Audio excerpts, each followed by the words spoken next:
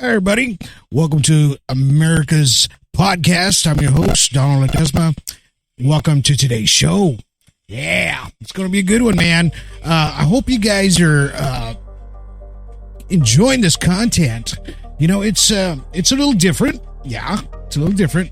But this is America's Podcast, where we talk about everything and everything, all American. Okay, so and that's what it's about. Being just the all-American thing, man.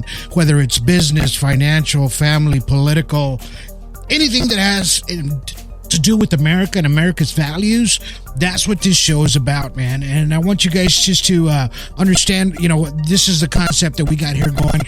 And I hope you guys are like I said, enjoying the content here today. And, you know, I love the United States military, okay? So I give them much respect and a lot of props, man, because of what they do and what they do for us, right? And the sacrifices they do for us, for the country, right? And, you know, we couldn't do it without them, right? And so these are the guys, right?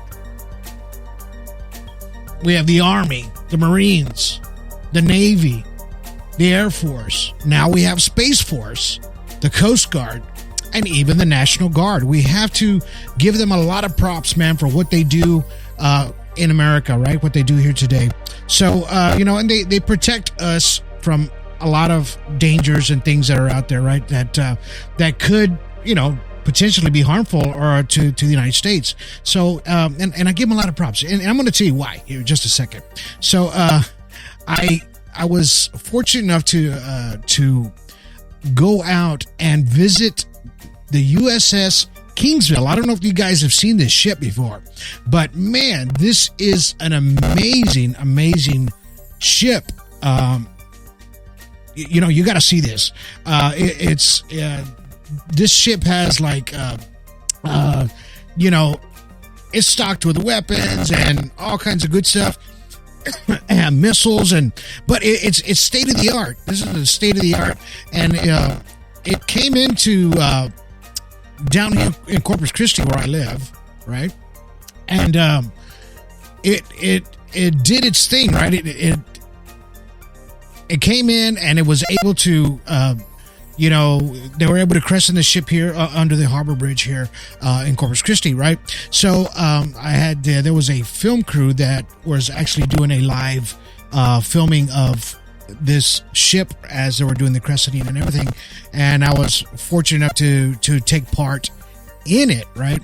And you know, I said, man, yeah, I'd love to do it. You know, they called my company, and I went out there to go help out, right? Which is great, man.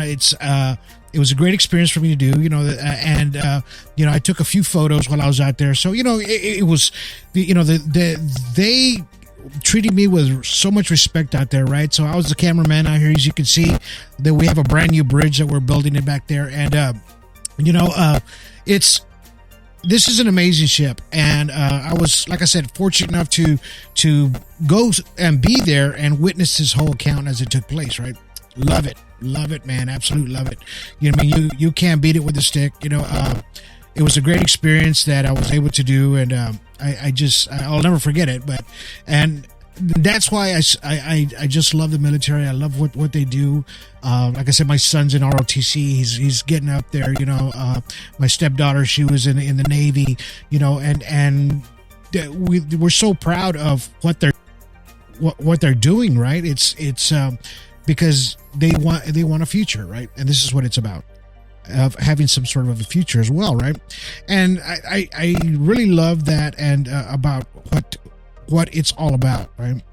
I would know today's topic is going to be about social media and the mental impact that it can do on folks, right? And that's what it's about today. And I just want to show you this video, though, and I love the Air Force as well, and you have to see this video of this. Check this out.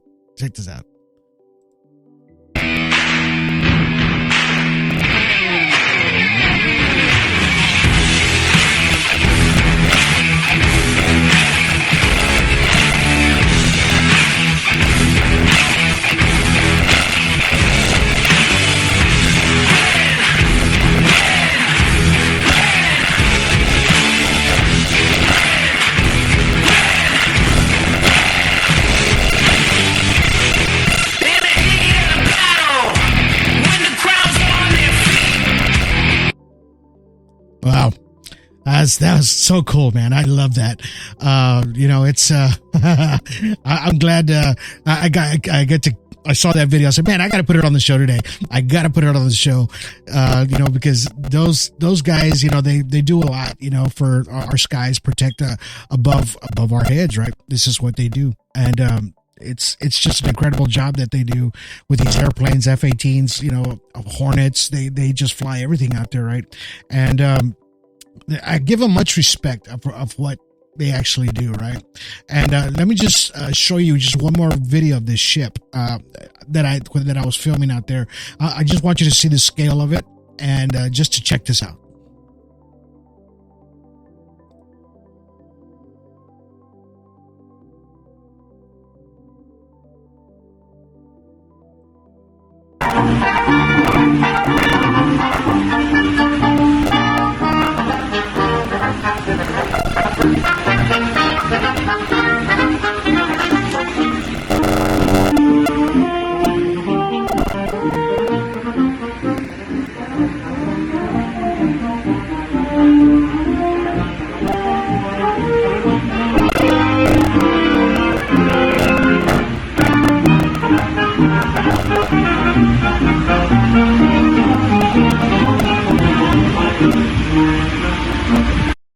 Wow. Was that amazing or what, man? It's just a beautiful ship. I can't believe it, that I was able to stay up so close to it. But thank you guys for watching today's show, and, like I said, if you like what we're doing here, give us a like, and I really appreciate it. We got a little bit to talk about today because,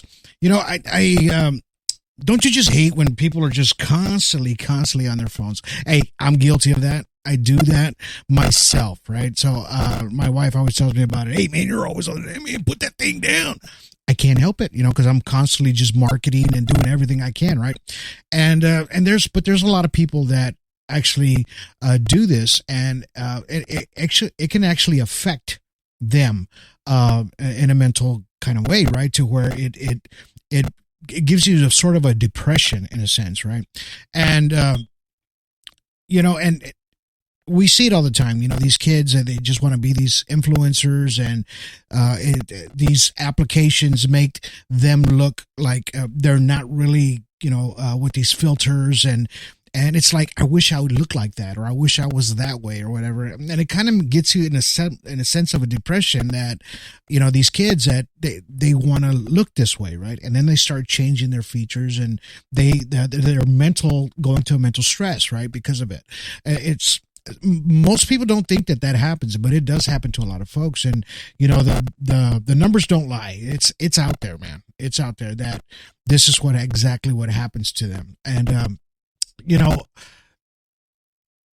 there's statistics out there that show that folks that are constantly on their cell phones, even when they don't interact, their children are just at the tables, and they don't interact with each other, and because it's a constant problem, and it's an issue. So how do you fix this? I mean, how is it that you fix this, or what is it that will make this, to make these habits stop, right? Hey, I don't know, man. I don't know about you guys, but at our table, here at the house, when we eat, we make sure that all cell phones are on the we're not playing with them, we're not on them. We sit at the table like a family, like everybody else should, right? And I think that's super important in order to communicate, right? Because you have to communicate somehow with each other, right? And it to me, it just makes more sense, right? Makes a whole lot of sense that when you're not sitting there looking at that screen all the time, that it's not getting your full attention, right? And that's the things that you have to do as a parent, right? When you're raising children, so that way, I'm having some glitching problems here.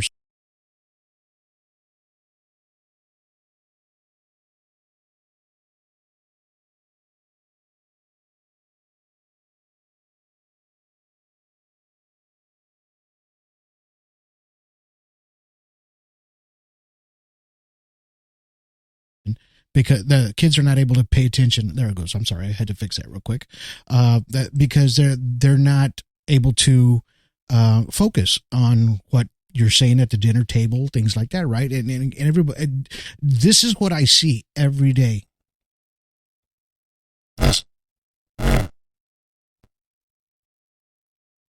Constantly, I'm seeing this every day, right? And we go to restaurants, everywhere we go to eat. I mean, this is a constant thing that people just can't help themselves. There's no communication between anybody, and it kind of just gives you this sense of people. I think, me personally, I think people have more they have more of a difficult time communicating with each other. There's no public relations, right? You know what I mean? It's like back in the day when I was growing up. I don't know about you guys, but when I was growing up, 70s, 80s, 90s, whatever. We didn't have cell phones. We didn't have any of this stuff, right? We had no choice but to go outside, whatever, until the lights turned on the streets. We were inside, but we had to communicate with each other, right?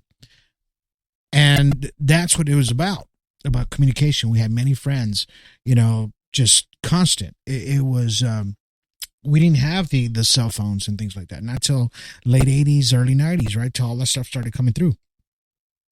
Before the text messages and social media. I think when social media came in, it kind of threw a monkey wrench on being social. It made people almost antisocial. If you really think about it, they're being social on their electronic gadgets and the technology, which is fine.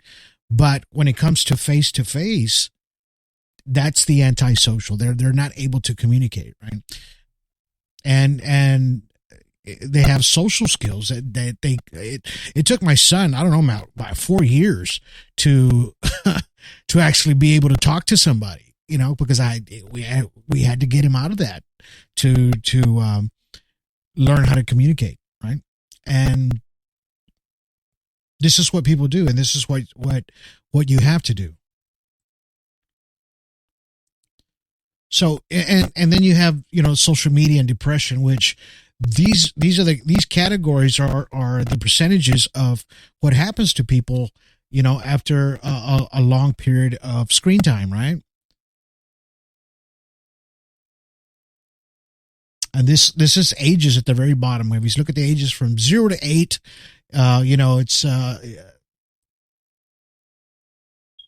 36, 19%, the depression. In other words, what they did with this social media experiment, when the numbers that you're seeing there, on some of them they took the phones away for a little bit, and an hour or two a week, and then on some of them the depression symptoms, the low depression symptoms went up, right, on children, right? But 9 to 30, here we go, 31 to 57. So it starts changing, right?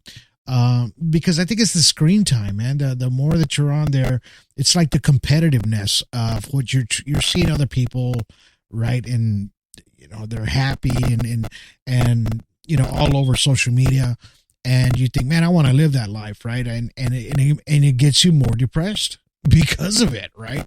Does that make sense to you? It does to me. It does to me. And because not everybody's got a real peachy life, man. That's just life. That's who we are, right? As people, we don't have a real peachy life, and some of us struggle really hard to get to where we need to be, right? And this is what social media does to some people, right? And I'm going to share a screen here with you so that way you guys can see what I'm talking about. Because there's a lot of statistics out there that show that the percentage of depression is actually going higher and higher and higher with social media, right? The longer that we have screen times on social media, the more depressed you will be, right? Hey, it makes sense to me because I see it all the time, and I see people going through this. Here with America's Podcast, I'm just kind of going through to what people are experiencing, right? And this is what America is, to where we need to be aware of exactly what's going on, right? And it says, can social media increase mental health problems? Yes, it can, right? And it says, with 13% of 12 through 17-year-olds reporting depression, at 32% report anxiety, mental illness is a concern for adolescent health. And this is what it's telling you, right? The depression numbers are going up, right? So it says, in concern for young adults as well, since 37% of 18 through 25-year-olds report of having some of mental illness, right? Depression, particularly increasing amongst girls. Here we go with the filters, all the stuff that happens, right, to these kids. Some researchers have suggested that in this case, this increase the mental illness of it is, right? And at least a part that's connected with the rise of social media among young adults, right? So this whole thing is pretty much telling you that what social media and your cell phones do to you. And it says researchers believe that a problem in social media can disrupt your sleep, right? And it can lead to anxiety and depression, right? I have another podcast where we talk about when you're sleep deprived, sometimes you'll get like your body will lock up right in the middle before you're waking up, right? And this has to do with lack of sleep as well, right? And it says people stay up late online. The light from the screen can disrupt one's rhythm, right? And many people wake up in the night in order to check or respond to messages. Hello, don't we all do this, right? It's like you have your cell phone there and the light turns on and you think somebody's talking to you, right? So you pick up your phone. There you go. Lack of sleep. This happens to me a lot. And sometimes you have to just flip your phone over, man, because it can be, it's a pain in the butt. It's basically what it is, right? And how do you, kind of fix that, right? I don't know. You just, I turn my ringer off, man, when I'm going to bed, because, I talk to many, many, many people every day, and I don't want them, just constantly calling me. Or I have people that I talk to on the other side of the world. So when it's nighttime on my side of the world, it's morning over there. So they're talking all day long, right? And so I make sure that my ringer's off because, I don't want to get woken up at 3:00 in the morning. Hey, who does, right? Who does? And that's what this research is pretty much telling you, that the screen time that we have is actually disrupting our sleep, right? And it's making, it's just making it harder for us, right, to function on a daily basis, and it gives you some sort of a depression.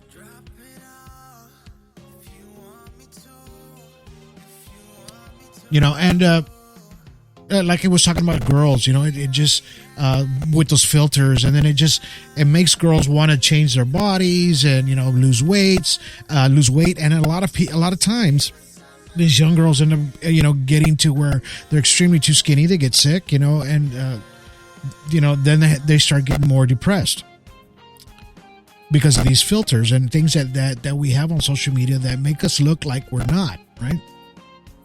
That's exactly what's happening. And what is the only way to fix that? Is to shut it off for a little while, man. If you have control, I know some of us have teenage, maybe 17, 18, 16, kind of hard, but hey, you're still the parent. You can still do what you can. And it even applies to you as well, right? And it's like, how do you even stop yourself? And at the very end of this podcast today, I'm going to play a small 3-minute video, and it's going to kind of show you exactly, there's going to be 5 steps that you can do to help you with this social media and how it affects you mentally, right?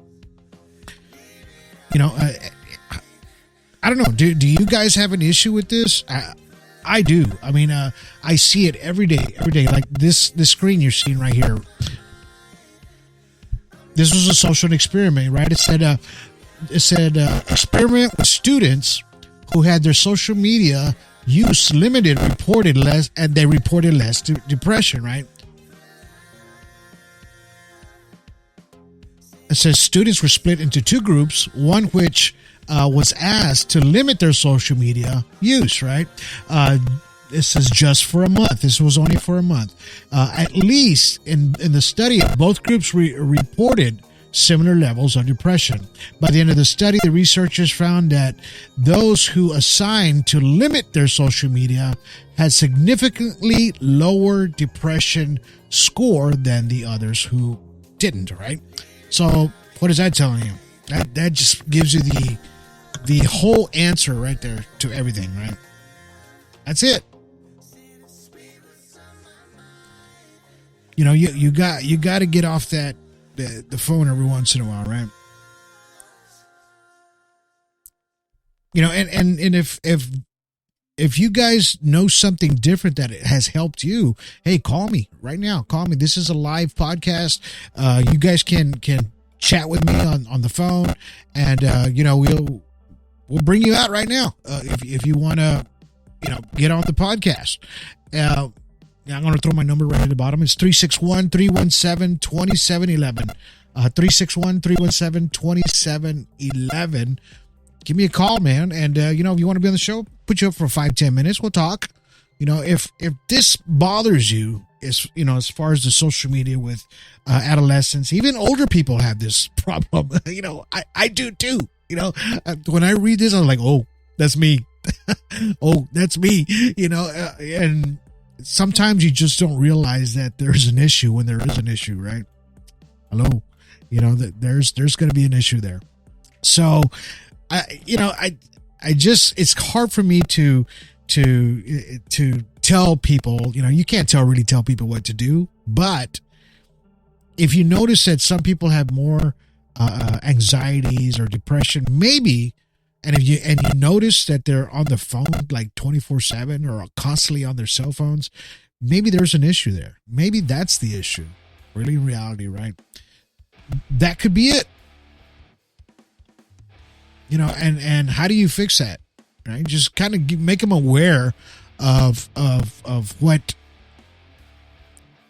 the issue probably is.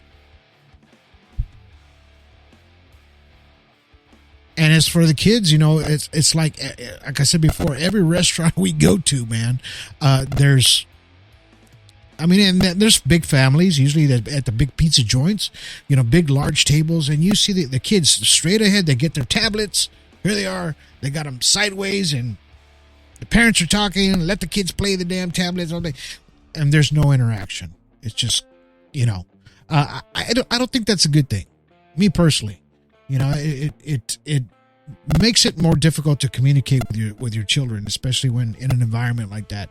You know, back in my day, you know, you don't interrupt people when they were talking, but when you wanted to talk, hey, your parents saw you, okay, now you can speak, right? That was the way it was.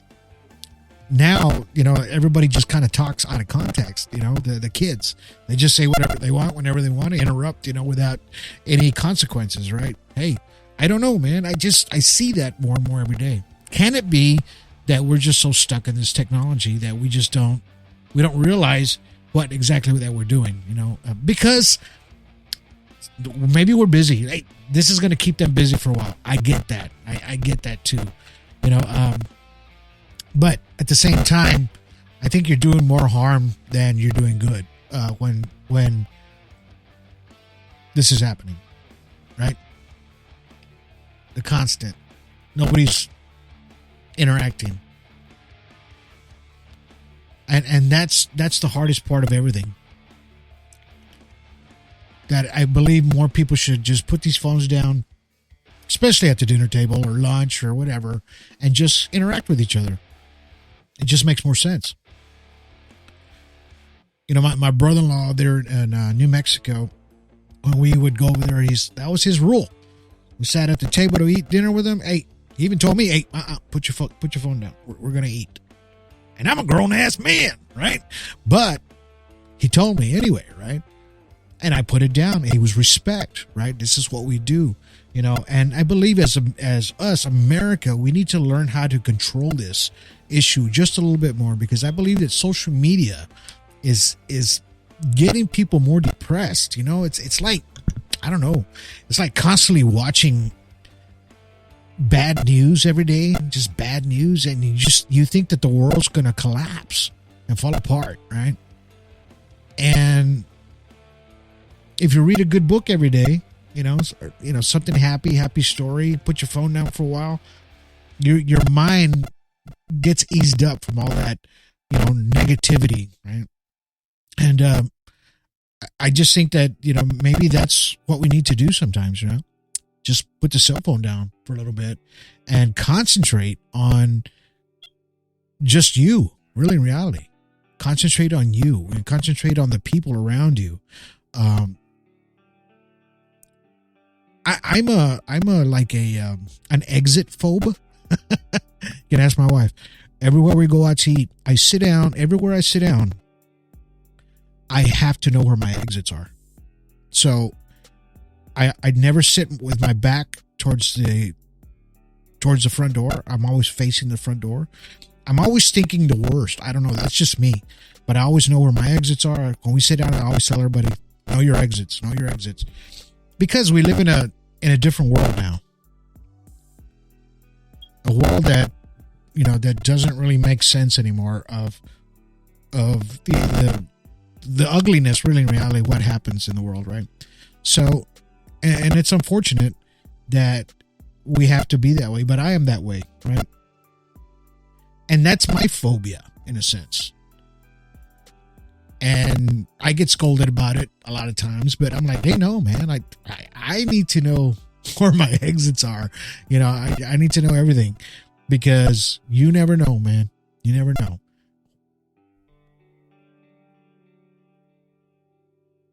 I mean, are you guys like that? I'm like that. Some people I just see them, they're constantly have their faces in their phones. If a bad guy was to walk in, man, you're not even gonna know what hit you, because you're too focused on your phone. You're not gonna know where your exits are. You're not gonna know anything, right? It just think outside the box. That's what all I do, right? Asking people to do too. But hey, you can't. You can lead a horse to water. You just can't make them drink it, right? It's just the way it is. But I mean, like I said, do you guys think that this social media stuff it affects people in depression? Yeah, I think it does. And it's unfortunate that we have to think that way, but we see it every day of what's happening around us, and the impacts of social media and what it does. I know right now you're watching your phone, and it's a double-edged sword, right? So it's like, yeah, you're preaching, but we're watching you right now on social media. Yeah, I know that, but I'm learning you a little bit, right? I want you guys to understand that what I'm doing here is to just showing you what a lot of people do go through, right? The consequences of it. There was this girl on, I think on Dr. Phil. She was saying that she was a social media, one of those people that everybody loves, and she was making $8,000 a month. I'm sorry, $8,000 a month, and she did it for about 6 months, and then after that, the social media that it was starting to attack her on that her weight, and things like that. So she started losing weight. She was having like a mental breakdown. She stopped cleaning the house. And she only lasted about 6 months. An influencer, I'm sorry, and once she stopped, she said, I felt better. She goes, I completely got off my social media, everything, for 6 months after that. And, she says, I gained my little bit of weight back. I look good. I feel good. I stopped, I will stop being depressed, because I was reading the comments, right? These are the comments that were coming from people that were all negative, right? It's feeding in her brain. They're like leeches, right? That's what people do. We call them trolls. That's what people do. They're trolls, man. And a lot of people do that on purpose. They just love it. They just like to see people fail. But that's why it's good to control. If you have a younger child that you can control with social media, please do so. Because, I'd hate for something in the future that affects them after they're grown up and young adults, and because the numbers don't lie. It gets worse as we get older. That's what these graphs are showing.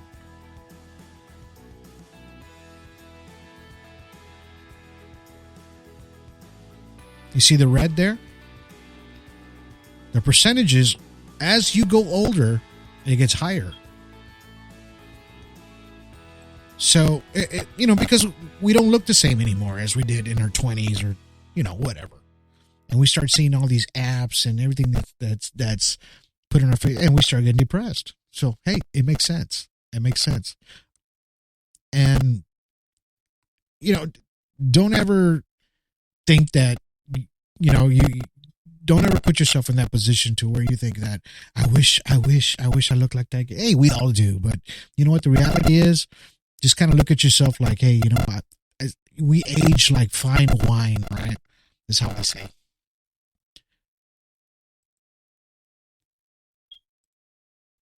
And I think, we should, we just take it as it is, and don't get depressed from social media. Put your phone down for a while. Read a book. Read a positive book, right? Something positive, uplifting, hang around with people. Put the phones down, and this will help you mentally, and maybe it'll help you sleep better, at night.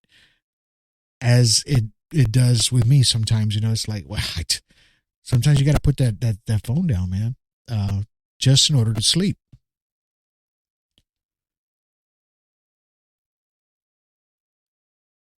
And, as we go along and as technology grows, these cell phones, it's not going to stop. It's just going to change. It's going to turn into this animal, right? That it's already here, that it's probably going to be embedded in your mind by the time we're, in another 20 years or so, right? Neuralink, that's what they call it, Neuralink, to where you are connected to your phone through your brain. Hey, I don't know about you, but I couldn't do that. No. It's already bad enough that these are my personal opinions, right? It's bad enough that cell phones had made us real lazy already. Back in the day, we had roll-up windows in the car. Now you just push a button. At least you got a little exercise when you're rolling up the window, rolling it down, right? Open up these heavy doors. We didn't have no reclining seats and none of that. Yeah, exactly, right? So it's technology has made us lazy, and at the same time, just think about this. The technology is getting us more depressed.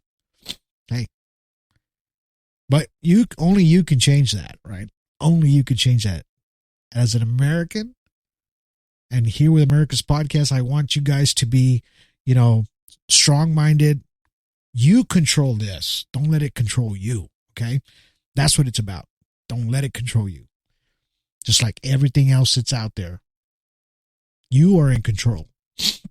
And only you can make those changes. Just like everything that's happening here today. And as far as elections, things like that, you make that ultimate decision of who's going to be running your life and who's going to be out there doing it for you, right? You know what I'm trying to say here. So, and all this is really in reality, once they start, they hit this guy today, as a matter of fact. He's got this social media app in Russia. They arrested him today. He's like Elon over there. They got a social media app, almost like X. It's called something else. I forgot what it is. They're in Russia. They arrested him today because he left it open as an open platform, right? There's no restrictions or nothing. People were doing things, and the government was saying in Russia that there was terroristic things happening back and forth through that application. That's why they arrested him, right? Freedom. Do they have the freedom of speech over there? Hey, probably not. It's not here like the Constitution, right? What we have here. But it's good. It's the control, right? What I'm trying to tell you. And we just got to make sure that we the people, stay strong, and whatever you decide, or whoever president you want to vote for, or whoever congressman or senator, just make sure they're doing the right thing for you, right? Yes, and so that way you have at least your freedoms, right? We the people, man. This is what it's about. We the people.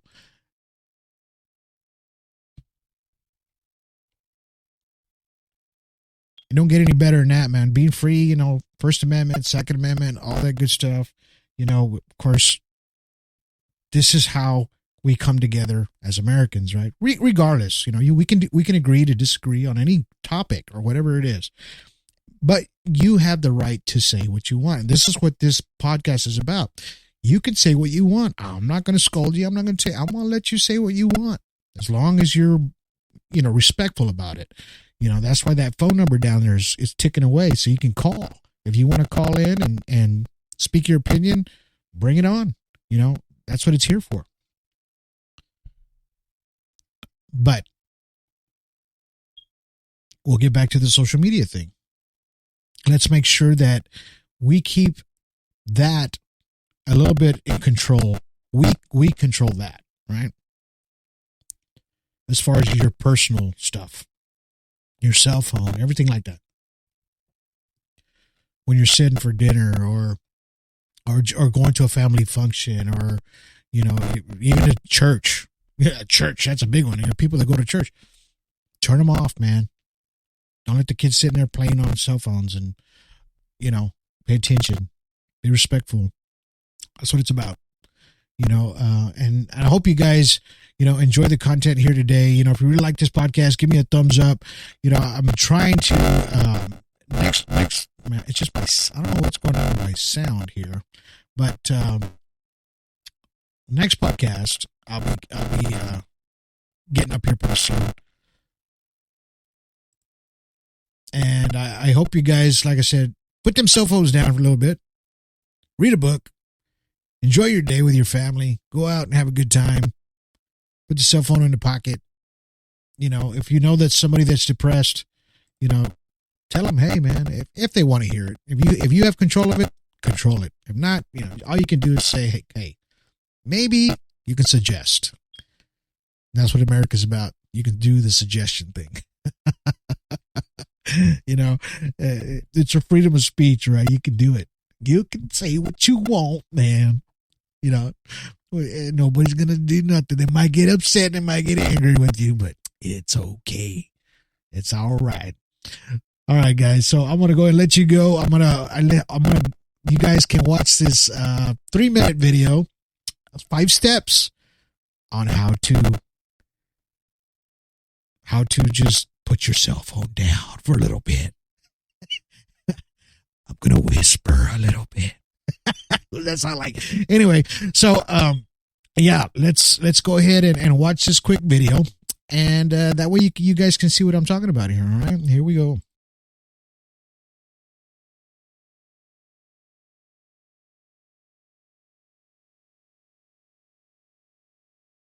Social media. It's become part of everyday life for pretty much everyone. We use it to connect with our friends, share what we're up to with family, follow trends, and draw inspiration from other accounts that interest us. While it's easy to get wrapped up in the world of social media, it's important to recognise when we need to take a step back. So, here are 5 steps we can take to develop healthier social media habits for our mental health and well-being. 1. Turn off notifications. Push notifications play a big part in keeping us engaged with social media apps. By turning these off, we're not as easily tempted to check our phone as often. This can help you feel more in control of when you pick up the phone. 2. Set boundaries and time limits. Sometimes when we're scrolling on social media, it can feel like we lose track of time. Hours can fly by before we know it. By setting some simple time limits or choosing specific times of the day for when we are on social media, it'll be easier to make sure that we still have time to do the other things that are important to us. A lot of social media platforms have settings that can help us track our screen time, set daily time limits, or remind us to take a break. Have a look around the app settings and see what works best for you. 3. Clean your social media feeds. It's easy to feel overwhelmed by the amount of information on social media. The algorithm is constantly serving new things that might capture our attention. Sometimes, not all these things are what we'd like to see. Unfollowing accounts that are causing stress can help build a more enjoyable experience. Instead, follow the accounts that bring joy and positivity. This can help keep our feeds full of the things that interest us and make us feel good. 4. Limit time on social media before bed. When we use or check our phones, our brains are stimulated by the movement and blue light being emitted from the screen. Instead of winding down and getting ready for sleep, this can have the opposite effect, making it more difficult to drift off. Putting our phones down in the hour before bed can reduce this effect. If it's too tempting to have the phone nearby, try leaving it on the other side of the room or in another room entirely. 5. Focus on the things you're grateful for. It's normal for people to compare what they have to others. Social media has made it really easy to do this, and sometimes it doesn't make us feel very good. To help with this, it can be useful to practice gratitude. It could be appreciating a delicious meal, an important friendship, or a cuddle with a pet. Paying attention to what we are grateful for can help to improve our mood and be more aware of the things that make us feel good. While social media is a great tool for lots of reasons, some people can find it upsetting. If you're finding that you're feeling upset, anxious, or stressed because of social media, it could be helpful to reach out for support from loved ones and people you trust. Consider talking to a family member, friend, GP, counsellor, elder, or someone at eHeadspace or your local Headspace centre. There's also no shame in taking a break from things that aren't serving us. You can always return to it when you're feeling recharged, well rested, and ready to reconnect. And there you go. There you go. So now you know that these are the steps that you have to take in order to watch. To have a better, clearer conscience, right? With your mind. But I hope you guys enjoyed today's podcast. Sorry about the glitching in the audio, man. I don't know what happened. It was, if you guys heard that out there, I apologize. I figured it out right now, right when the show's ending, unfortunately. But hey, it is what it is. I hope you guys, like I said, enjoyed the show today. I hope you learned a little bit, just a little bit. Every time I come back on the show, I am going to, talk about a story of military, right?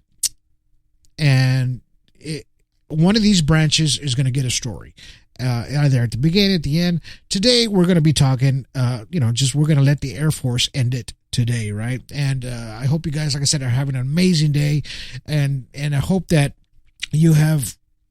you can control the social media thing, right? And the kids and everything, and just kind of open your mind and open your eyes to what's happening around us with social media, and everything could be a lot better and a lot peachier, right? You guys have yourselves a good day. We'll finish off with this Air Force video. Check this out. It's an amazing video. I love it. I love it. I love it. Go check this out. Cool beans. We have the best Air Force in the history of the world. The world is becoming more complex. The security environment is not becoming easier, and so we can't rest on our laurels. We have to look forward and understand, to skate to where the puck is going to be, they say in hockey parlance. We have to be able to understand what the environment is, where we are, and how we might need to re-optimize for great power competition. We got great kit, we got great aircraft, our missiles are awesome, we've got good command and control, but we have it because we have the best airmen in the world, and that is the key. That will always be our competitive advantage. But the only way that we retain that is for the great Americans that live in your communities still want to raise their right hand and say, that's what I want to do, because I want to join a winning team. I want to have a purpose-filled life, who want to do something of value, who want to be a part of something, who understand that there is value in life beyond just me. That's what we have. We need to connect to them and offer that. We have something for you. If you want to join a winning team, welcome. You got the qualifications, we want you in there. And then when we get them on the team, we say, congratulations, you've joined the winning team. Now here's the compound. You're going to have to sacrifice on this team. You're going to have to. But here's what we owe you in return. Fulfilling, purpose-filled work, respect, dignity, and something where you can go home and be proud of yourself, look at your family, whatever that might be, and be proud of yourself. That's what we offer in this United States Air Force. And that is beyond riches or other benefits. That value proposition, I think, resonates across all generations. But we ought to pay more attention to that. And then when they come in, make sure we make good on that promise. If we do that, we'll be flush with people. And I think that's where we need to focus on, because the greatest strength is not in the medal, it's in the people.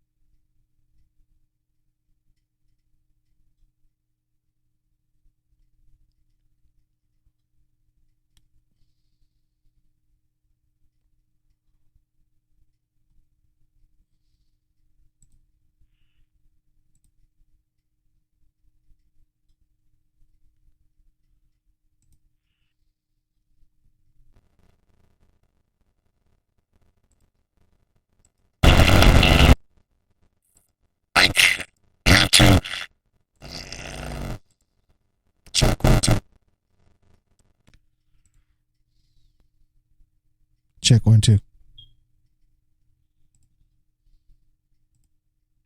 Right, and it did its thing, right? It came in and it was able to, they were able to crescent the ship here under the harbor bridge here in Corpus Christi, right?